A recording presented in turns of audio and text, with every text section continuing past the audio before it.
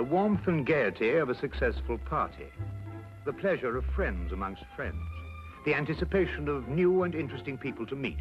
These are the elements of an enjoyable evening. These are often the memorable occasions in life.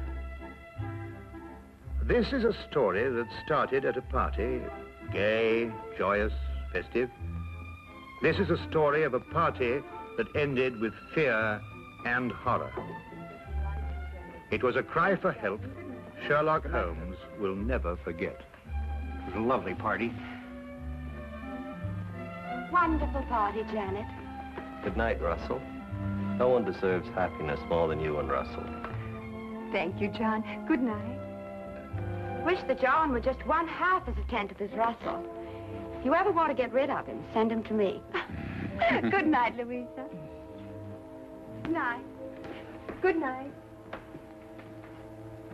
Oh, I love them all. But is it unkind of me to say that I'm glad we're finally alone? Not unkind at all.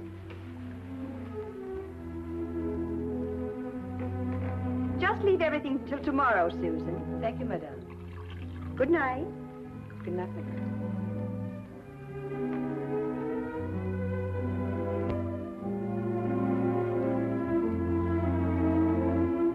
You've made me very happy this evening, darling.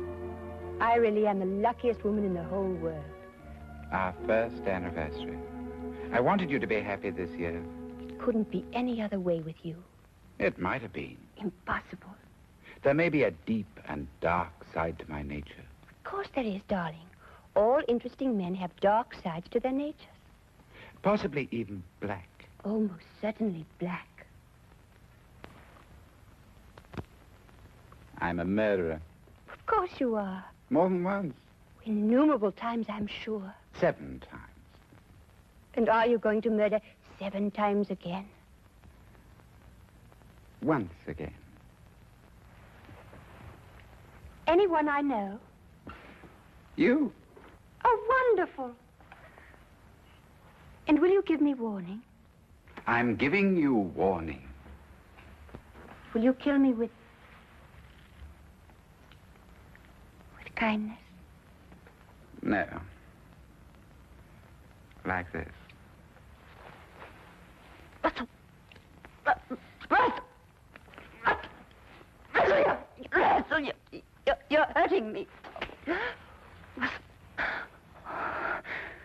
Russell, whatever came over you? I told you, my darling. Tomorrow, at exactly 9 o'clock, I will strangle you as I have strangled 7 before.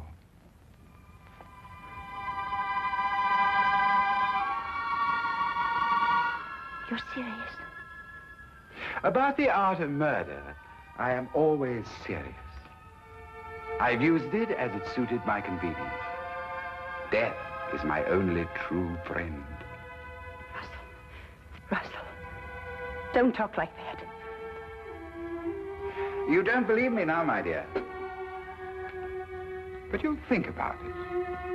You'll come to know and to fear. Then you'll fly to the police and tell them what has happened.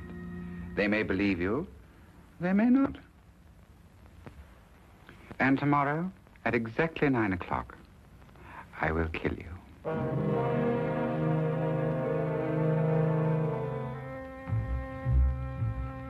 night, my dear.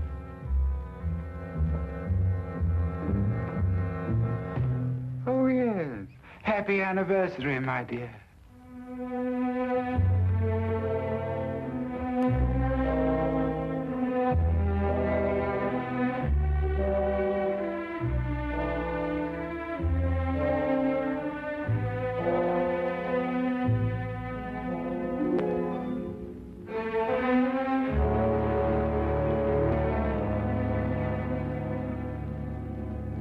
Suppose you tell us the whole story as it happened. It might be easier that way. Of course. I'm Mrs. Russell Partridge. Your husband's the art collector? That's right. Oh, he's a wonderful man, your husband. I first had the pleasure of meeting him when we were guarding the French collection that came over. He's a wonderful man. Everyone says so. Yes. Now, Tell me what's troubling you, Mrs. Partridge. You can rest assured that for your own sake as well as your husband's, Scotland Yard will do everything it possibly can.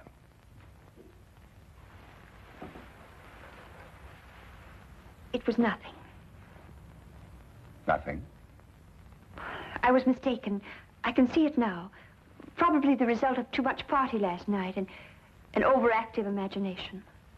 Well, perhaps you care to tell me about it anyway. It may help to dispel any doubts you have. It isn't necessary, really. I'm sorry to have taken so much of your time, Inspector. I'm sure you're a very busy man. Mrs. Partridge, I'm very pleased to hear you feel this way now. What do you mean? Your husband told me of the incident last night. He was afraid you wouldn't be able to overcome the delusion. My husband told you? Yes, he was here this morning. What did he tell you? Only that you were suddenly overcome by the idea that he intended to harm you. You're over that now, I see. My husband told you that? May I say, Mrs. Partridge, that in my experience here at Scotland Yard, I've met many people who thought for a short time that they were being persecuted. But it passes. And your husband will help you, I'm sure. I'm sure. Thank you, Inspector.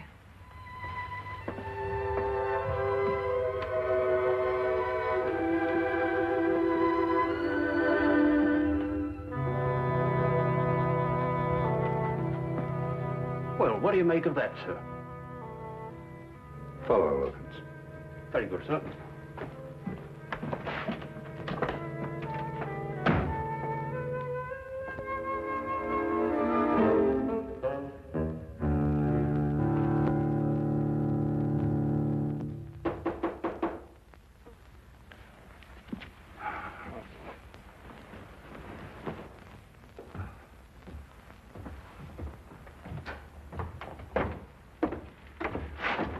Yes? Oh, Is this the flat of Mr. Sherlock Holmes? yes, Mr. Holmes has just gone downstairs to look for Miss. Won't you please come in? Thank you. Oh, please excuse me. Would you like to sit over here? There. Would you care for anything? I have some fresh tea made. No, thank you. You say Mr. Holmes will be right back. Oh, yes. Oh, forgive me. I'm Dr. Watson. How do you do? I'm Mrs. Russell Partridge. Oh, your husband's the art collector. Yes, Oh, I met him not long ago. Wonderful man. thank you. Of course, I'm not much an authority on art myself. I just like what I like, you know. But I understand he's one of our leading judges. Yes, that's true.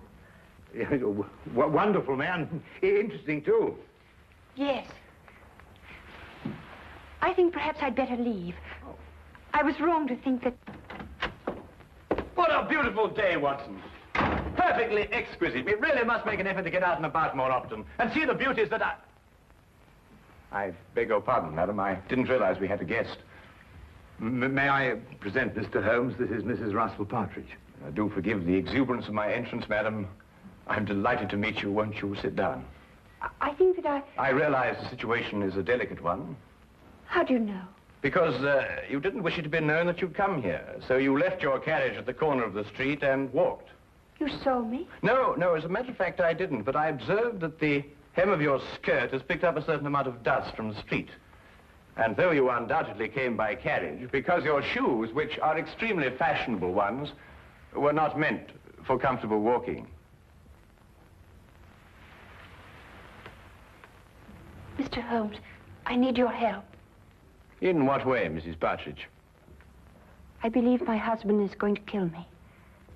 Russell Partridge? Why do you believe this, Mrs. Partridge? He told me he would. Last night. Why, that's impossible. I had the same reaction at first, Dr. Watson. It couldn't be true. Not by Russell.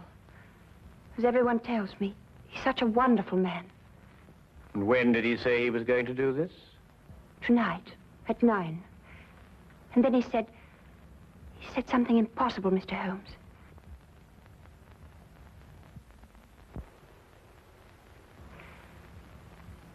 He said, I would be the 8th.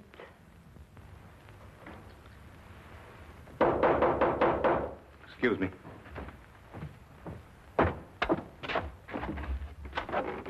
Hello, Inspector. What can I do for you?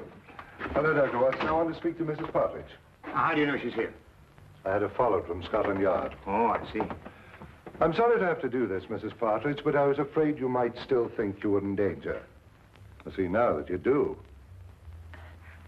I'm sorry. But Lestrade, Mrs. Partridge has just told us that her husband is going to kill her tonight at 9 o'clock. Mr. Partridge came to the yard this morning to tell me that his wife was going to call on me. How did he know? He said you told him you were going to call. That's not true. I decided to do it this morning. It was 10 o'clock, I remember. Mrs. Partridge, at 10 o'clock, your husband was still sitting in my office. Mr. Holmes, I don't understand. I don't understand how Russell knew I would go to see Inspector Lestrade. I swear I never told him. Everything I told you is true, exactly as it happened. Do you believe that?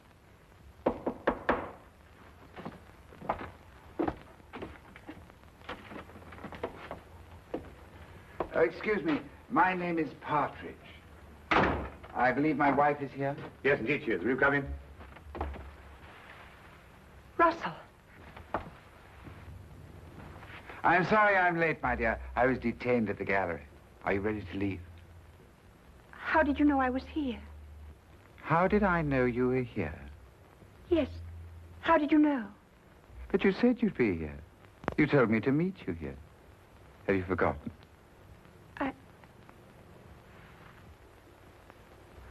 I must have forgotten. Excuse me. Forgive me for interrupting you, gentlemen, and thank you for any consideration you may have shown my wife. Good day. Good day.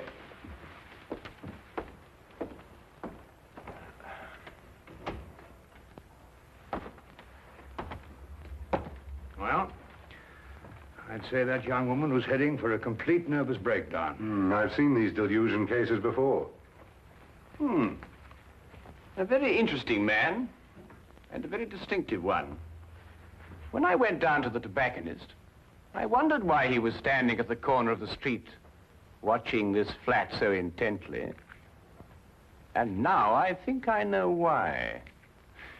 Yes, indeed, a very, very interesting man.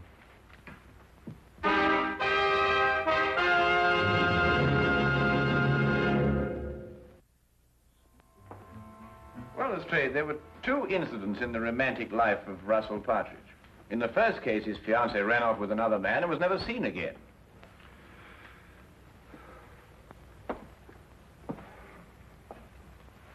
She ran off with an American, didn't she?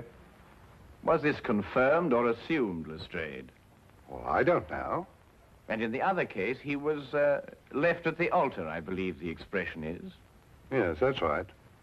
Was that girl ever heard of again? She ran off with a South American, I believe. But really, Holmes, it just isn't logical. If Russell Partridge really intends to kill his wife, he's not going to tell her about it first. That'd be putting a rope round his neck. Would it be? Do either of you really believe that? It isn't logical, Holmes. It isn't usual, Lestrade. But this man is just amusing himself. He's an insane fanatic. And unless you get a warrant out for his arrest, I, for one, won't be responsible. Now, look here, Holmes. I can't ask for a search warrant every time a man's left at the altar.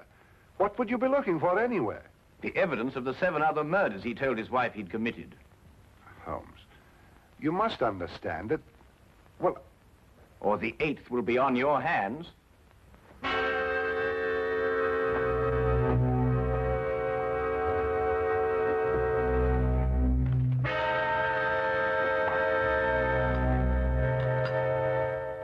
Going completely against his own judgment, Lestrade had the search warrant issued, and Scotland Yard entered the Partridge house and searched with the thoroughness and efficiency that only that organization was capable of. From basement to attic, no wall, no object was left without meticulous examination. Holmes directed the entire investigation. I have never seen him so intense, so insistent, and at the end, so completely frustrated. If Partridge was the criminal Holmes believed, there was no question he had won.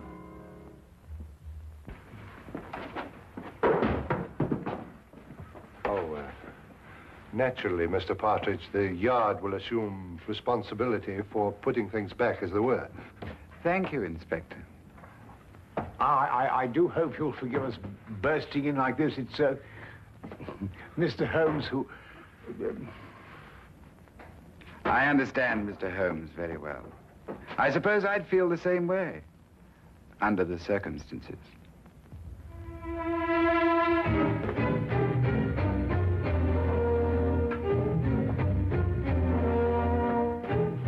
What time is it, Watson?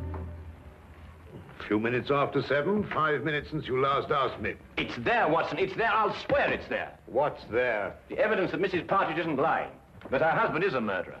It's in that house somewhere. I'll swear it. But you've searched all over the house, Holmes. You've measured every inch of it. I know, Watson, but it is there. I've overlooked something. And unless I can find out what it is, that girl is going to be murdered in 2 hours. He said 9 o'clock.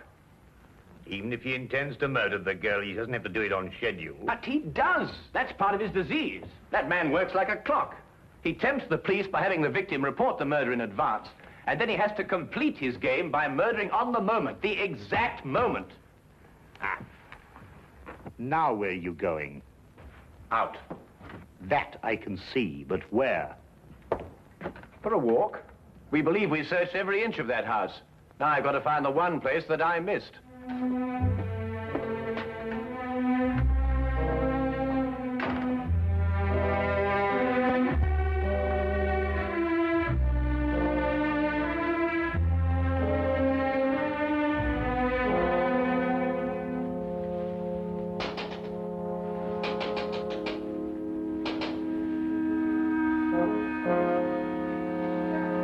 Mr. Holmes. Good evening, Mrs. Partridge. I realize the entrance is somewhat unconventional, but then so are the circumstances. I believe I made the climb unseen. What are you doing here? I want to prevent you from doing this. I can't stay here. You must. If I stay here, kill me. Mrs. Partridge, I know your life is in danger, but if you leave here, I can't guarantee your safety.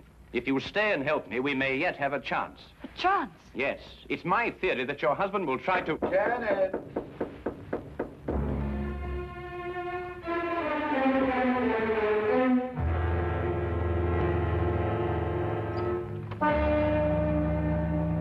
Hello, my dear. You were so quiet up here, I thought perhaps something was wrong. Are you planning a trip? No. Going out, perhaps? I was. But then I changed my mind. Why did you change your mind? Because I think you're lying. You're insane, Russell. But I don't believe you're dangerous. I shall stay here tonight and leave in the morning. I'm glad you feel like that, Janet. It shows you have great strength of character. Where did you kill your other 7 victims? Here, in this house. How did you dispose of their bodies? The bodies are still here. But the police searched the house. I know. I watched them. Very efficient. Especially with Mr. Holmes to guide them. A very clever man, Mr. Holmes. It was a tremendous temptation not to tell him where to look. It's 8:45. You have 15 minutes. Why don't you run away?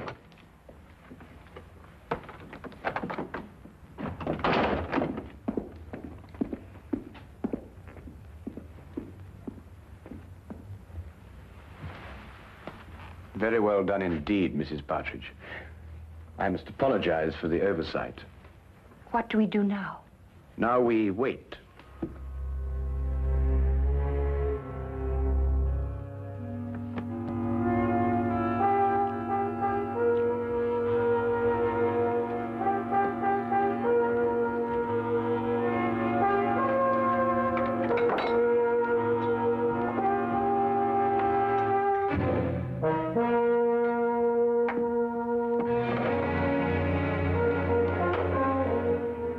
Only one.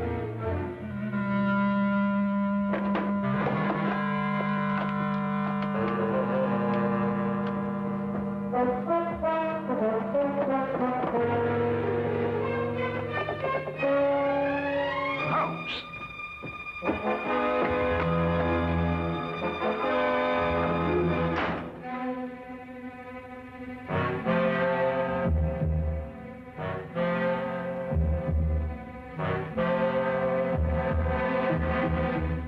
Last I remember it. What is it, Mr. Holmes? Oh, one place I forgot to look. I'm going to step outside now, and I want you to count up to 10, go to the head of the stairs, and then start slowly down. Will you do that for me? I'll try. Don't worry. I'll be there. 10 seconds, remember?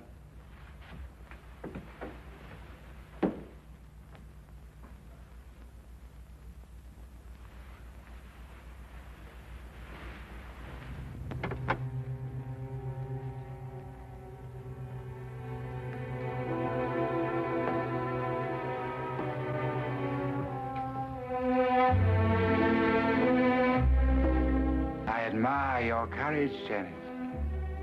Aren't you afraid? No. I don't believe you.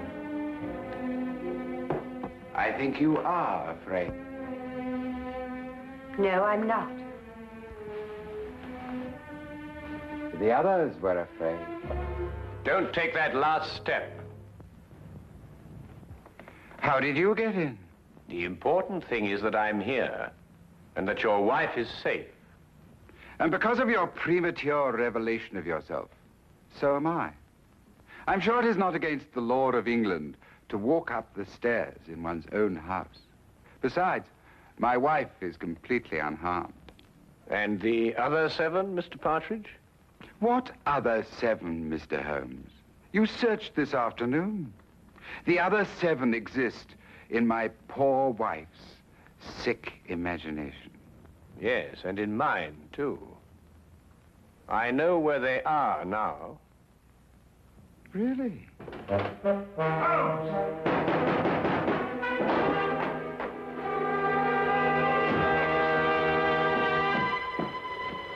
What's happened? Get the poker from the fire, Watson. Poker? Yes, the poker.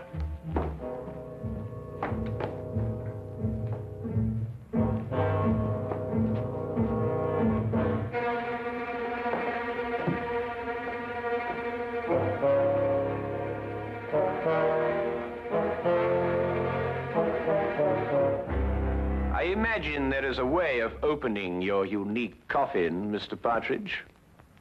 And if not, Dr. Watson here is more than capable of breaking it open.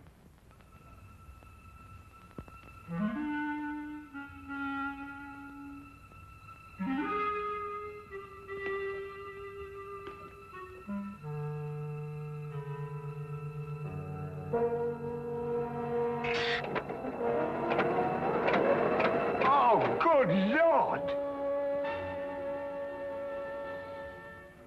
The mortal remains of his 7 victims, Watson. Each step a coffin, and each coffin a monument to the most insane killer I have ever met.